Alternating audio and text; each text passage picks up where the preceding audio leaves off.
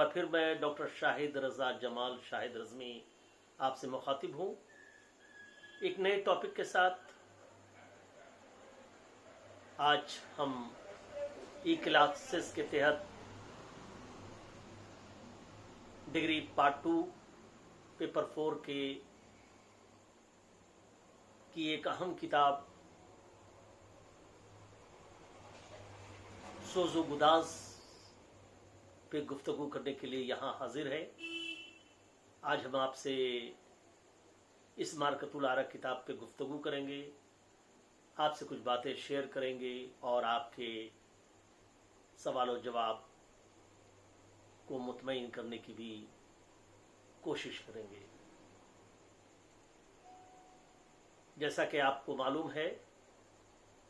कि सोज़ो गुदाज एक तारीख साज मसनवी है और जिसके खालिक अल्लामा शौक निमवी हैं। शौक निमवी का असल नाम ज़हीर अहसन या ज़हीरुल इस्लाम था और इनकी पैदाइश पटना ज़िला के सालेहपुर में 1904 में हुई थी और इनकी परवरिश व पर्दाख्त कस्बा नीमी में हुई थी। शौक निमवी की वफ़ात 1861 में अज़माबाद में हुई। जैसा कि आपको मालूम है कि शौक निमवी कसीरुल जिहाद शख्सियत के मालिक थे। वो बैक वक्त शायर थे, नाक़िद थे, सहाफ़ी थे और सबसे बढ़कर मजहबी उलूम के जानकार थे। उनकी हैसियत एक मुसल्लम मुहद्दिस की थी और कई मानों में उनकी शख्सियत जामे थी। कई किताबों के खालिक रहे और सबसे बड़ी बात जो आज हम जिस शख्सियत के बारे में आज हम आपसे गुफ्तगू करने जा रहे हैं वो तारीख साज शख्सियत शौक निमवी इस माने में अहमियत के हामिल है कि मौलाना अबुल कलाम आज़ाद भी उनके शागिर्दों में रहे हैं और उनकी ज़हानत और इल्मियत से इस्तिफ़ादा करने की कोशिश की है। कहा जाता है कि उनकी कई किताबों को उन्होंने लखनऊ और पटना से मंगवाकर उसका मुताला किया था और बराह रास्त शायरी पर उनसे इस्लाह ली थी। ऐसा कहा जाता है कि इज़ातुल अग़लात जो फ़ारसी में शौक निमवी की किताब है और रिसाला इस्लाह इसे लखनऊ से मंगाकर अपने मुताले में इजाफा किया था मौलाना अबुल कलाम आज़ाद ने। इनकी एक और तारीख साज किताब है जिसका तज़किरा यहाँ अज़हद ज़रूरी है और वह है आसार सुन्नन। इस किताब के बारे में कहा जाता है कि ये जामिया अज़हर और देवबंद के सिलेबस में भी ये किताबें चलती हैं। इससे अंदाज़ा लगाया जा सकता है कि शौक निमवी की शख्सियत कितनी जामे और कितनी बाकमाल रही होगी और आपको ये सुनकर हैरत होगी कि महज 44 साल की उम्र में इन्होंने जो कुछ हासिल किया वो बईदस क़यास है और जिस पे बजा तौर पे न सिर्फ उर्दू बल्कि आलमी अदब के पढ़ने वाले चाहने वाले नाज कर सकते हैं तो कम है। आज हम जिस किताब पे आपसे गुफ्तगू करने वाले हैं जो डिग्री पार्ट 2 के पेपर 4 में प्रिस्क्राइब्ड है वो है शौक निम्वी की मसनवी, जो सोजो गुदास के नाम से मशहूर है। ये मुख्तसर मसनवी है जो 45-46 सफ़ात पर मुश्तमिल है और 1312 हिजरी में मंजर-ए-आम पे आई। इसमें एक रूमानी और इश्किया किस्से को रकम करने की कोशिश की गई है शौक निम्वी की जानिब से। जैसा कि उस जमाने में ये दस्तूर हुआ करता था कि इश्किया दास्तान को मसनवी का जामा पहनाया जाता था, लेकिन इस मसनवी की खुसूसियत दूसरी मसनवियों से इस बिना पर अलग है कि इस मसनवी में जो माफकुल फितरत अनासिर है वो बहुत हद तक कम है, और कहें कि ना है, बल्कि एक इंसानी वजूद और इंसानी किरदार के जरिए मसनवी के किस्से और प्लॉट को की तरतीब देने की कोशिश की गई है। जैसा कि हम देखते हैं कि चखा वो मीर हसन की मसनवी हो या ज़हर इश्क हो या दूसरी मसनवी हो, मीर हसन की मसनवी हो या और कोई मसनवियाँ हो, जिनमें माफकुल फितरत अनासिर की कसरत होती है और जो उसे रिजनेबल बनाने में माने होती है। लेकिन शौक निम्वी की मसनवी हाजा में ये खूबी है कि वहाँ इंसानी किरदार के ज़रिए किस्से का प्लॉट तरतीब दिया गया है। और मैं चाहूँगा कि इससे कबल के मसनवी पे मज़ीद गुफ्तगू हो, उसका इजमाली जायज़ा, उसकी कहानी, उसका खुलासा आप तक पेश करने की जसारत कर सकूँ।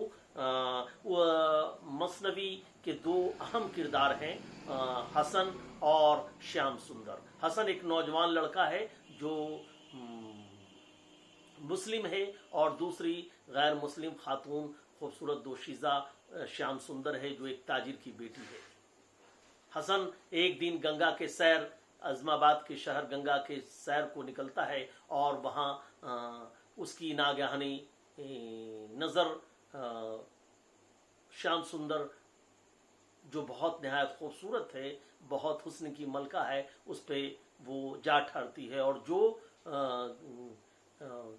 गंगा के किनारे स्नान कर रही होती है, नहा रही होती है, और वो उस लड़की पे फरेबता हो जाता है और घर आकर उस पे जुनूनी कैफियत तारी हो जाती है। वो तमाम दुनिया और माफिया से बेगाना हो जाता है। लोग उसे समझाते हैं लेकिन वो उसी के ख्यालों में श्याम सुंदर के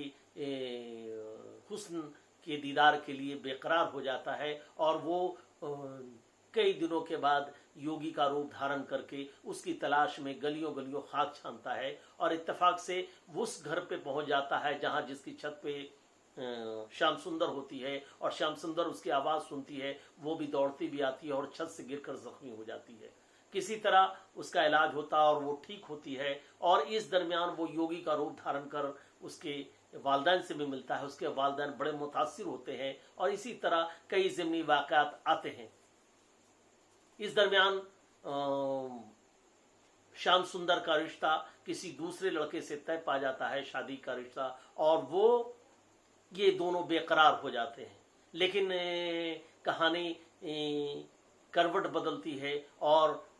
ऐन शादी के दिन उसके घर में, उसके पंडाल में आग लग जाती है और वहाँ किसी तरह हसन अपनी जान पर खेलकर श्याम सुंदर को बचाता है और वहाँ से लेकर चला आता है। और लोग समझते हैं कि